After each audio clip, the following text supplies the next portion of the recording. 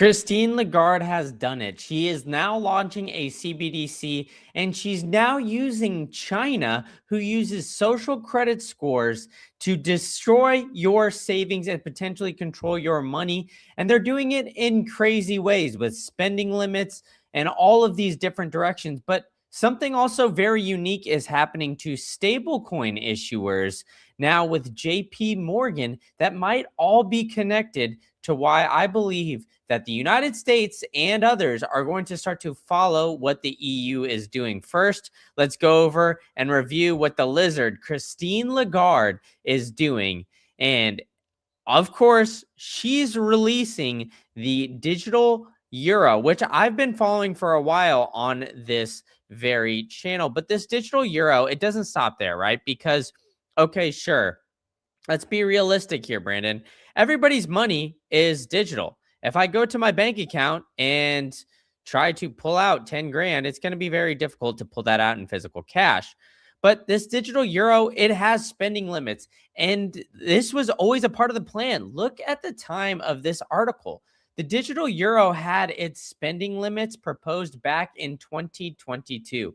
It's 2025, going to be 2026 here in a few days, folks. And these spending limits are going to be coming to life as they are going to be rolled out here within this next year. But I think it's what is going on with the EU and the UK that is very interesting, because the EU has been saying they need to be more strategic, right? They need to know how public money could power Europeans' green and digital defense transitions, right? So this shows me that the EU can potentially and will think about start to using your savings for things that they think is a positive for the overall world, right? So this green energy stuff, all of these different things, the EU is going to be putting your money to work. And then on top of it, the UK, which has been closely associated with the EU right before Brexit. Look, I know that Brexit, the UK is now separate, but let's be honest here, their policies are very similar. And the UK has been looking at potential bail-ins for bank failures in the United States. But, something else that is obviously going on right now with the UK and the EU is the digital IDs, right? So there's digital IDs going on in multiple countries right now.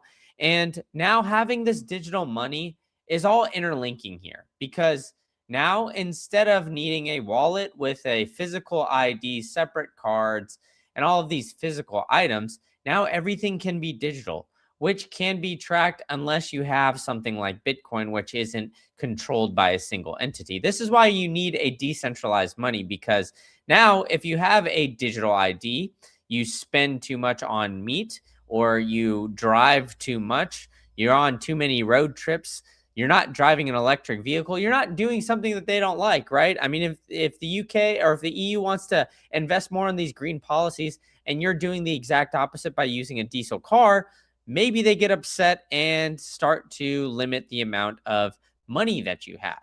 And like I said, they've already wanted to speed up this theory of spending limits, and they don't want to have you have the freedom of your money, right? So the EU is now rolling this out, and they're doing it quickly. Christine Lagarde has come out and compared it to what has gone on in China. And I mean, we've heard this ad nauseum. I've covered it multiple times on this channel. So make sure you guys are subscribed. But the ECB and the EU are now looking at speeding this up and making sure that this is rolling out very quickly, right? So at the end of the day, Christine Lagarde is looking at potentially controlling your money. Like, they want to have these spending limits. They want to use it for different acts. But this is not anything new to the UK or the EU. In the Banking Act of 2009, it provided a special resolution regime providing the Bank of England and the Treasury with tools to protect financial stability by effectively resolving banks, building societies, PRA, all of these things, right? They always do it in the nature of, hey, we're going to protect you. But essentially what this whole entire act was for them to be able to utilize the money inside the bank, which the bank distributes, right? And tries to pull around. Essentially try to use the money in the bank that you're leaving in there, which, let's be honest here, isn't yours, right? This whole thing is essentially like, look, we are going to make your money our money, and we're going to use that for whatever the hell we like. Now, this has gone and developed where there's been the Bank Resolution Act of 2025, which has enhanced this special resolution regime. So now, it's drives me crazy because they all act like, all right, well, we need to figure out something we get to determine what is special and what isn't, right? I mean, hey, it's just like you tell those girls, you're special just like everybody else, right, folks? But I mean, at the end of the day, when you're looking at what these quote unquote special events are, like where does it stop, right? Special events. Oh, there's not enough green energy. We deemed this one particle. There's too much of this one particle in the air from this certain area that we tested. There's plenty of wars going on. There's wars all over the EU. There's things that the Brexit. Oh well, we need to fund a specific political campaign because, I mean, the list goes on and on. Once you give the government an inch, they're going to take a mile. I mean, at the end of the day, that's what this is all about. So the government is going to continue to utilize their power and continue to amend the Bank of England's approach to setting the minimum requirements, fund its own liabilities, all of these different aspects, right? And the ECB is going to continue to limit the control. But the crazy thing about all this is that the European banks now are already working together very closely with the EU and the ECB, right? So right now, because of what is going on in Russia and Ukraine, any citizen that is not affiliated with the EU, doesn't have a second citizenship, and is a Russian citizen, has gotten debanked already. So this is what happens, right? These European countries are already controlling who can and cannot have a bank account. And look, of course, we already saw this with JP Morgan not too long ago, but they've done something here very interesting in the last few days that, leads me to believe that something else can happen here, right? I mean, when you look at how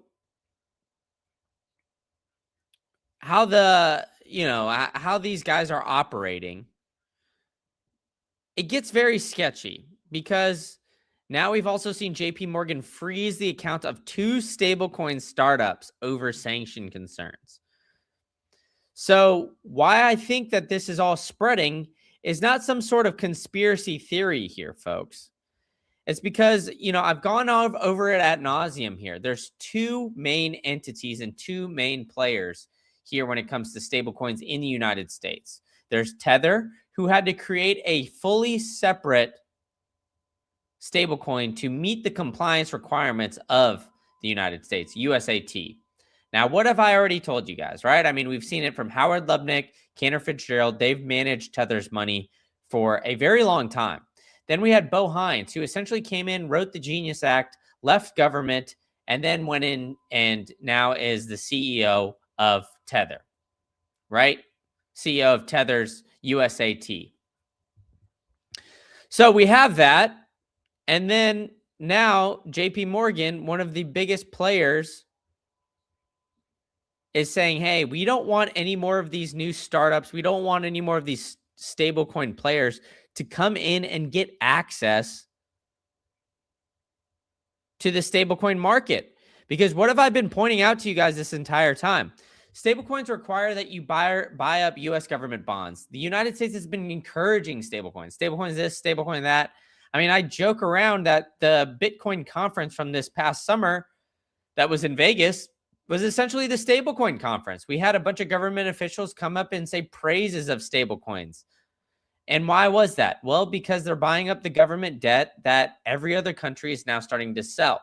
So even though other countries are starting to lose faith in the US dollar, stablecoins saw this as a hole in the market. Everybody around the world wants access to dollars, right? Because it's, even though it's a fiat currency, it's the best one out there, and for better or for worse. So if you can get access to the US dollar, well, they're going to use USAT, or they're going to use, USDT, whatever. They're going to use some sort of Tether stablecoin or Circle stablecoin.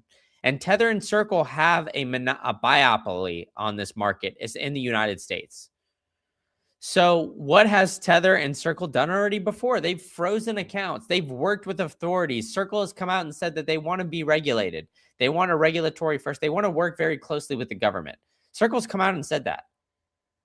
So these guys are telling you exactly the playbook, exactly what they are going to do.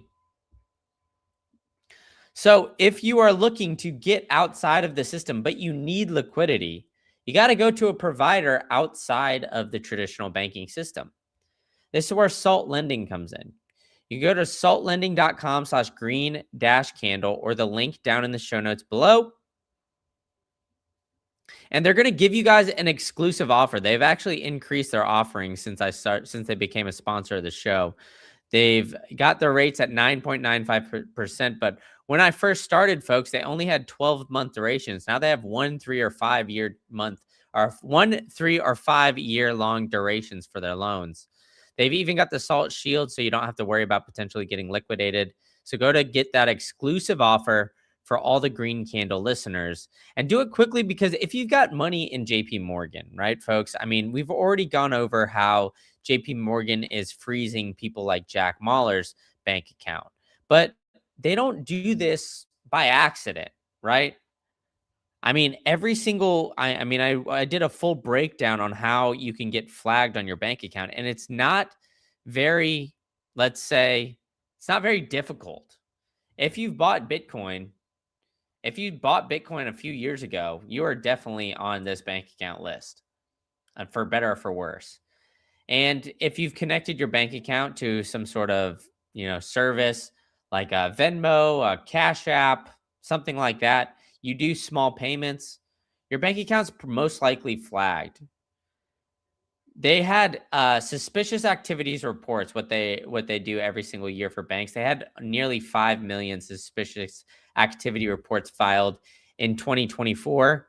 And I'll be interested to see how many come out after this year. But they had nearly 5 million last year. And out of those 5 million, like less than 200,000 were criminals. So majority of these reports that get filed, folks, are just warnings, right? They just get them up. I mean, it's like every time you go like 1 or 2 miles an hour over the speed limit, they're going to give you a warning or flag you. So that next time a cop sees you, if you're going 1 or 2 miles an hour over the speed limit, they're going to give you a ticket. That's basically like what this whole thing does. So if we keep diving in deep on how, JP Morgan has and Jamie Dimon are embracing blockchain, I think it's very, interesting, because, even after what we saw from Jamie Dimon and these stable coins, you would think now JP Morgan would be, oh, you know what? Stable coins, these are great businesses. They're making so much money. But at the end of the day, when you break it all down, they're really just looking at what their institutional clients want. Their institutional clients want some sort of exposure to Bitcoin. And what can they do to make money and profit off of this? And they're making money and profiting off of the potential of building their own blockchain and building it that way. I mean, that's what essentially, these Wall Street giants are coming out and saying, is that, hey, we know that this hurts the banking system at the end of the day, right? So because this hurts the banking system,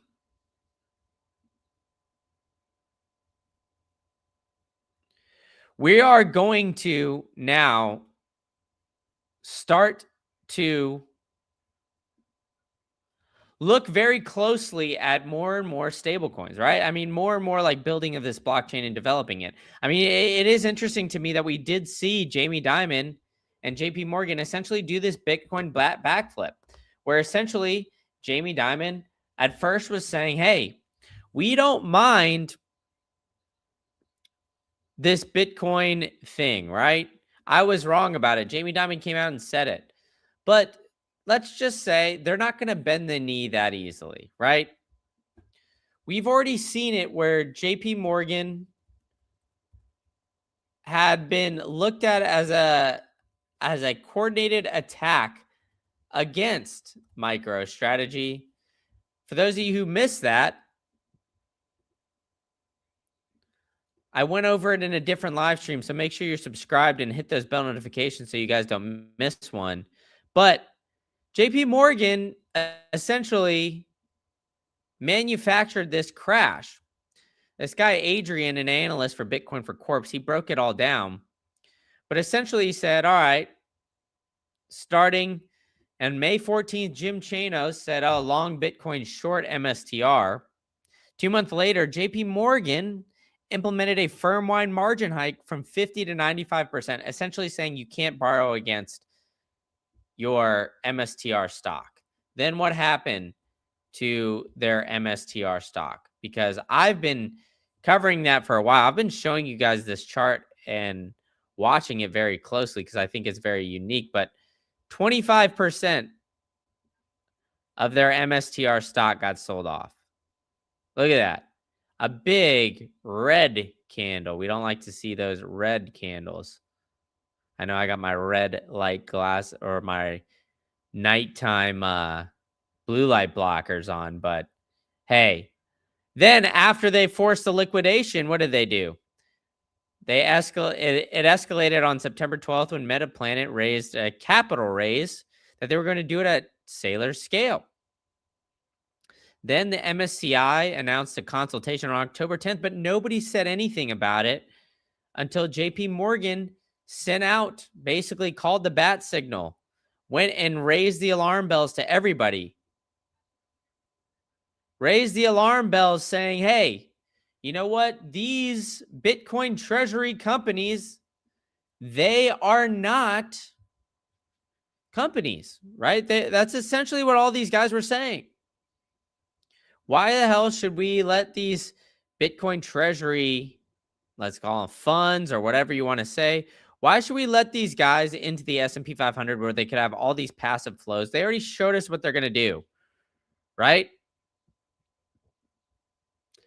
They showed us that they're going to keep just buying Bitcoin. Make sure you guys are hitting that like button. I think this one's getting a little suppressed here because I'm speaking the truth to you guys. So make sure you guys are hitting that like, sharing it, telling people to jump in the chat, and commenting on this as much as possible because, hey, it seems like they don't want me pointing out that the banks are legitimately worried about Bitcoin.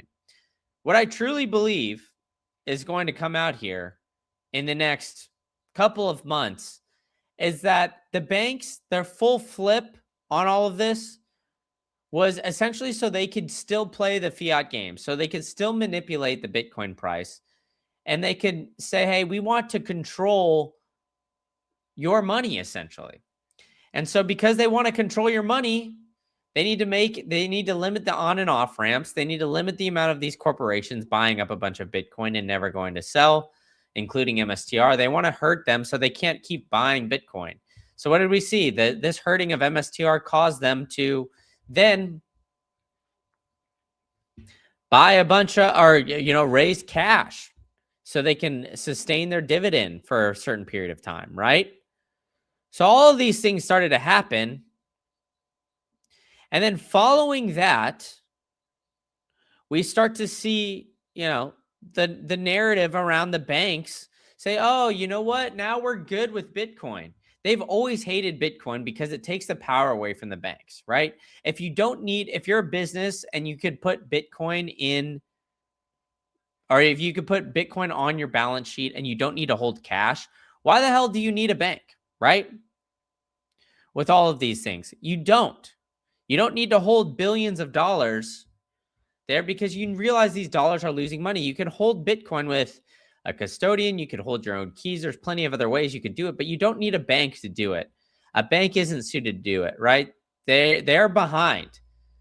They need to partner with a Coinbase or an Anchorage or one of these companies that's been doing it for a while, because banks just simply have no idea what they're doing.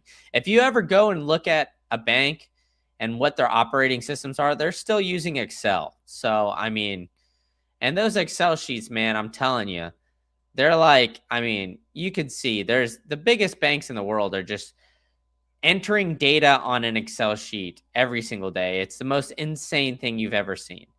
Multiple billion-dollar worth of multi-million dollars worth just moving on an Excel sheet. Either way, right? They have no idea how to manage and hold your Bitcoin for you. So because of that, they realize, hey, the reality is these businesses don't need us. And if millionaires don't need us, then what are we going to do? Right? So, okay, we could start offering some of these services, but we've been telling them that this is a dangerous problem, that they don't need this for a long time.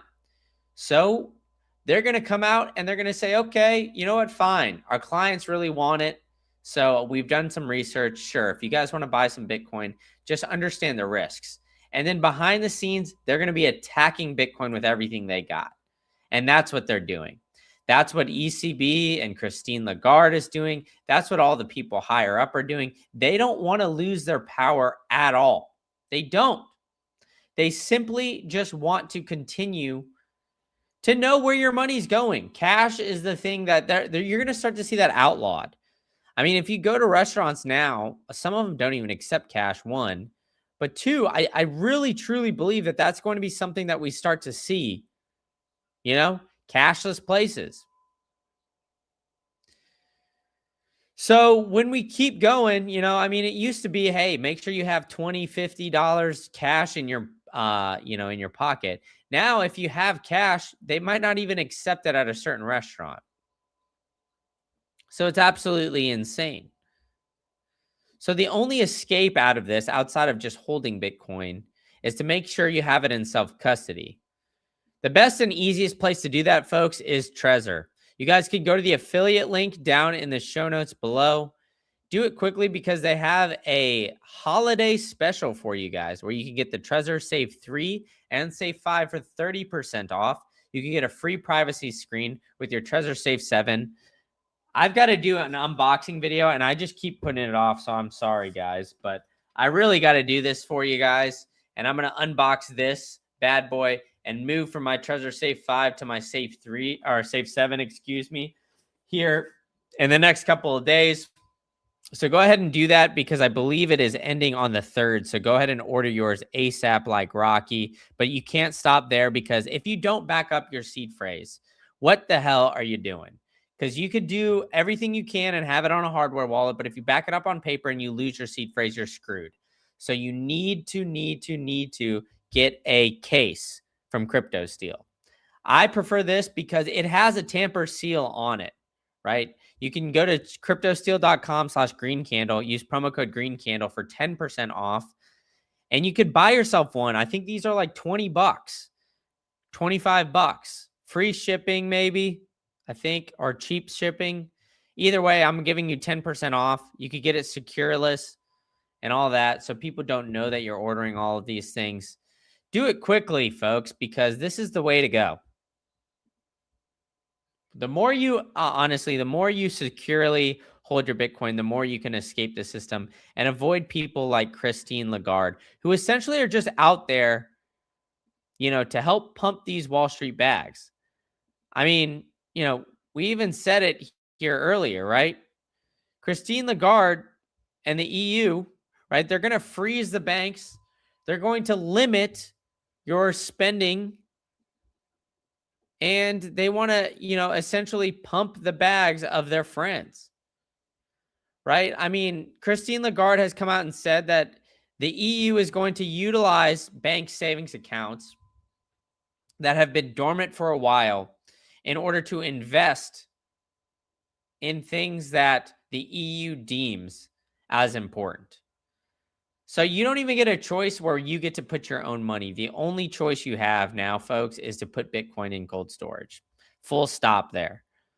So make sure you guys are hitting that like button, hitting that subscribe button for me. Hit the bell notification. Share this one around because I'm pretty sure this video is getting shadow banned, folks.